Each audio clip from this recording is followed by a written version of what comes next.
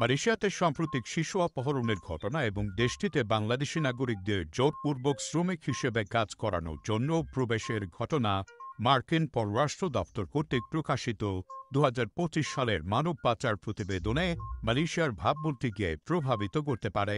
মালয়েশিয়ার স্বরাষ্ট্রমন্ত্রী দাতুশ্রী সাইফুদ্দিন নাসুশন ইসমাইল অবশ্য বলেছেন, এই বছরের প্রতিবেদনে মালয়েশিয়ার প্রাপ্ত সুপারিশের ভিত্তিতে বিষয়টি সমাধানের চেষ্টা করা হবে। এখানে ৮টি ইতিবাচক দিক রয়েছে এবং ৭টি নেতিবাচক দিক এবং ১৬টি ফোকাল পয়েন্ট যা সরকারকে মোকাবেলা করতে হবে, এবং এই সমস্তগুলোকে আমরা দেশে মানব পাচার সংক্রান্ত ৩টি অগ্রাধিকারের মধ্যে সংক্ষিপ্ত করেছে।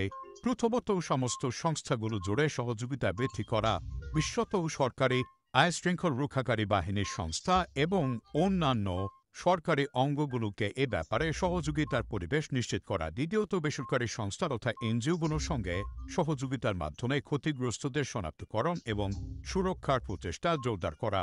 এবং তৃতীয়ত, বিশেষ করে ব্যক্তি পাচার বিরোধী এবং অভিবাসীদের চোরাচালান বিরোধী আইন ২০০৭-এর অধীনে বিচারের উন্নতি এবং শক্তিশালীকরণ নিশ্চিত করা আমাদের অন্যতম লক্ষ্য থাকবে। Tema yang diangkat ialah leave no child behind in the fight against. শিশুমন্ত্রী এই সময় আরও মন্তব্য করে বলেন, অতএব আমাদের প্রতিবেদনে আমাদের অবস্থান উন্নত করার জন্য এই সমস্ত বিষয়গুলো তথা শিশু অপহরণ এবং বাংলাদেশি কর্মীদের দিয়ে জোরপূর্বক শ্রম আদায় বিবেচনায় নিয়েছে। তিনি ব্যক্তি পাচার বিরোধী বিশ্ব দিবস এবং ব্যক্তি পাচার বিরোধী কাউন্সিলের সময় এক সংবাদ সম্মেলনে এসব কথা বলেন এবং অভিবাসীদের স্মাগলিং বিরোধী অনুষ্ঠানে তিনি অংশ নেন। গত মাসে মার্কেস্ট্রেট ডিপার্টমেন্টের কর্তৃক জারি করা সর্বশেষ ২০২৪ সালের ট্রাফিকিং ইন পারসনস রিপোর্টে মালয়েশিয়া টায়ার 2-তে উন্নীত করা হয়। গত বছর মালয়েশিয়া টায়ার 3 থেকে টায়ার 2 ওয়াচ লিস্টে চলে আসে।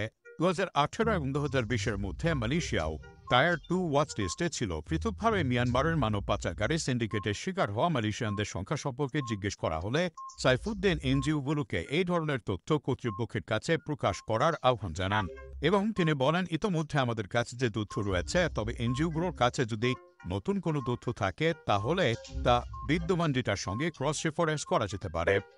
প্রবাস কণ্ঠ, নিউজ ডেস্ক।